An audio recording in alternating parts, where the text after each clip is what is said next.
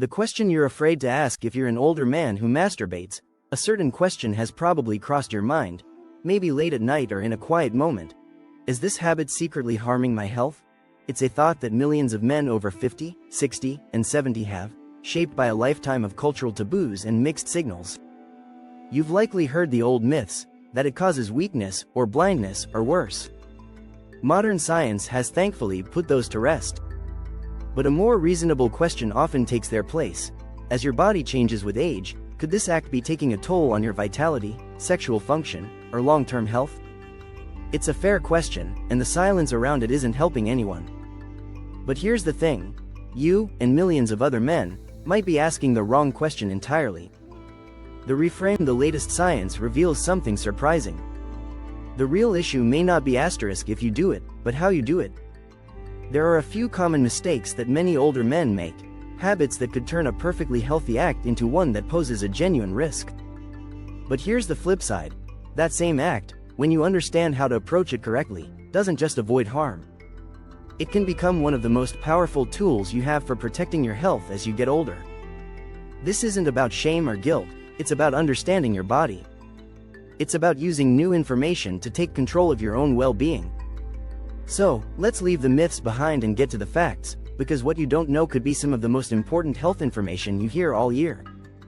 The undeniable, science-backed benefits. Before we get into the potential mistakes, it's important to understand the benefits you should be getting. This isn't just about pleasure, it's about your health. First, let's talk about the prostate. Prostate cancer is a serious concern for men as they age. For decades, researchers looked for risk factors that we could actually change, and they found a big one. A major study from Harvard followed nearly 32,000 men for 18 years and made a remarkable discovery. Men who ejaculated more often, specifically 21 or more times per month, were associated with a significantly lower risk of developing prostate cancer, in some cases by about 20–30% compared to those ejaculating far less. Think about that. A simple, private act is linked to a major reduction in risk for one of the most feared diseases of aging. The leading theory is what some scientists call the prostate flush hypothesis. The idea is that each ejaculation helps clear the prostate ducts of fluids that might contain carcinogens or inflammatory agents. It's like a cleaning mechanism for your internal plumbing. But the benefits don't stop there. Every time you orgasm, your brain releases a cocktail of chemicals, including dopamine, which helps you feel good, and oxytocin, sometimes called the love or bonding hormone. This combination can act as a natural mood booster and stress reliever, counteracting the stress hormone cortisol. In a world where older men can face loneliness and depression, this is a real benefit. This hormonal release is also one of nature's best sleeping aids.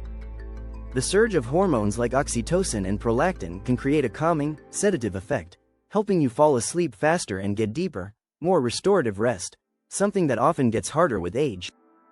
And we all know better sleep is tied to everything from brain function to immune health. This is the incredible potential we're talking about. A tool for stress reduction, mood support, better sleep, and disease prevention.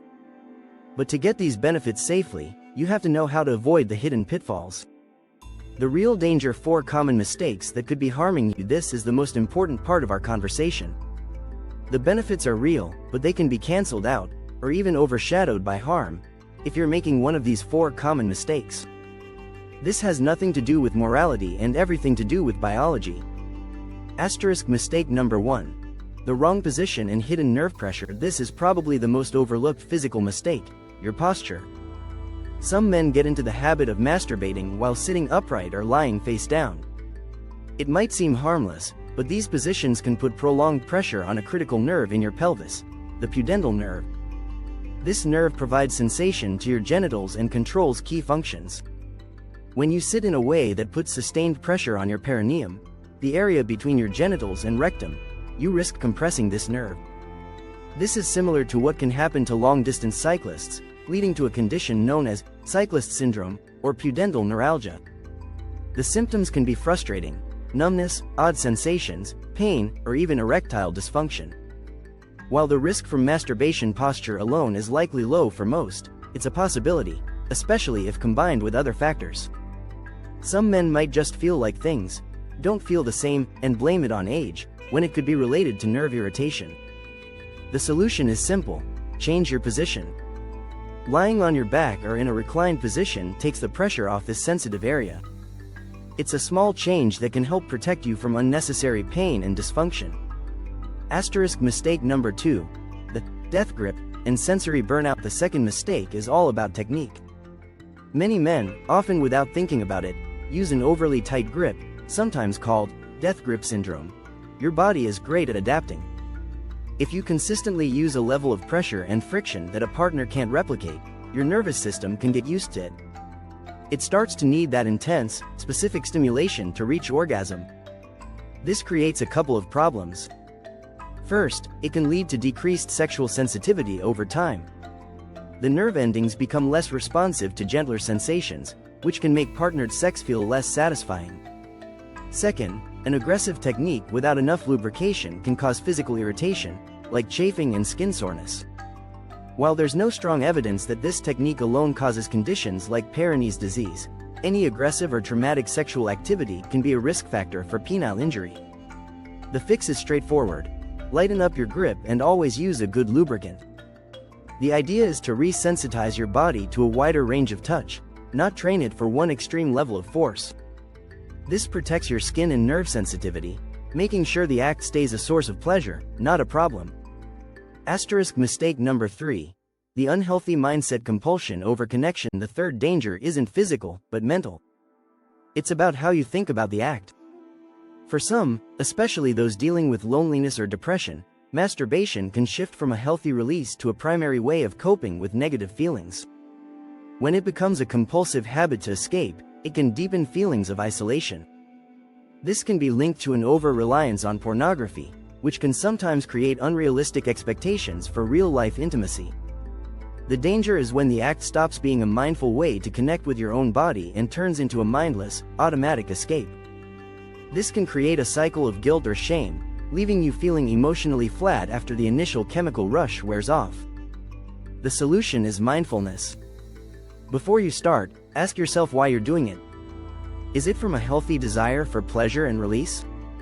Or is it from boredom, stress, or loneliness? A healthy practice should be an addition to your life, not a replacement for it.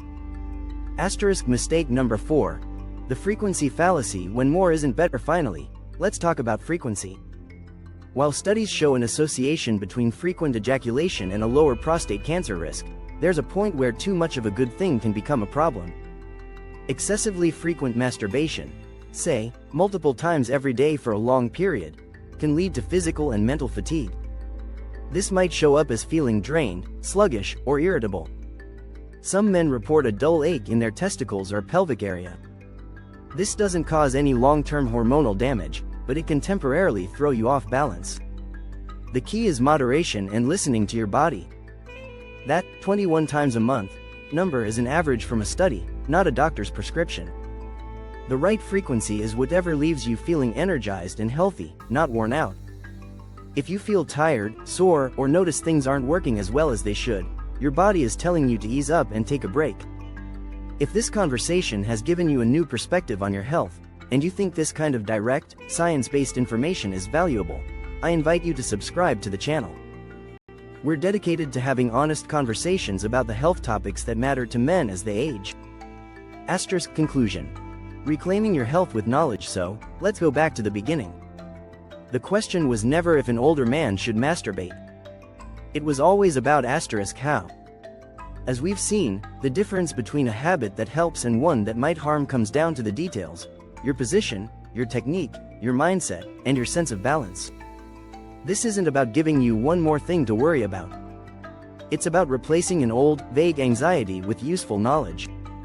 By avoiding these common mistakes, by protecting your nerves, using a gentle touch with lubrication, being mindful of your reasons, and listening to your body, you can change how you see this act. It no longer has to be a source of private worry.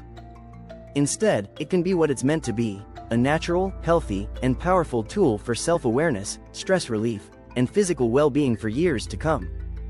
The secrets are out. The choice, now, is yours.